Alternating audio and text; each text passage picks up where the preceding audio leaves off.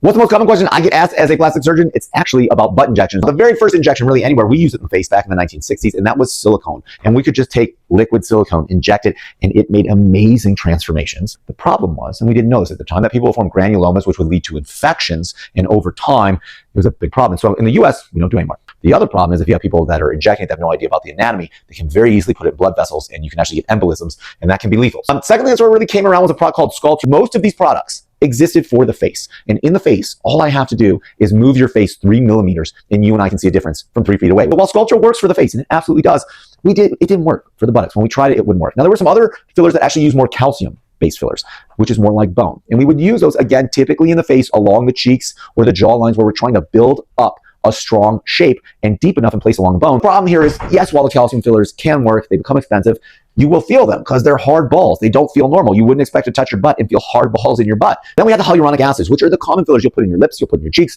you put them anywhere in your face, and they work. They actually work really well. There's a couple problems with them though. Number one is they only last about 1 year to 2 years, so you will need to repeat the process every year to 2 years. The issue is, again, remember in the face, all I need to move something is 3 millimeters and you can see a difference. So I can use 1 cc of filler, and a typical cc of filler is going to range somewhere between $500 to $1,500 depending upon the filler you're wanting and depending upon where you're located in the world. If we sort of talk about this and we say, well, look, I want to inject 50 to 100 cc's of this filler into somebody's buttocks, this price starts to become astronomical. It starts to become like $100,000 every year or two. And so we come to the last injectable, which actually does show a lot of promise, and that is taking other people's fat and processing them. And there are 2 main brands in the US. The first one is Renuva and the second one is Aloclay. Why hasn't Renuva caught on as much for butt implants or butt injections? And the reason for that is because Renuva comes in 3 cc's. Again, it was designed for the face. All we have to do is move your face 3 millimeters, you'll see a difference. So 3 cc's of Renuva is going to run you roughly about $5,000. And when you look at it from that standpoint and you're trying to say, well, what if I even wanted to do 30 cc's? You're already at $50,000. Renuva says it will last up to 10 years. So there is a lot of return on how long it will last. Come Aloclay. Aloclay was actually a fat derived treatment that actually was designed for body. So it's in much larger quantities. They've actually figured out a different way to process other people's fat to give you. And they can actually do 50 cc aliquots, which are big amounts.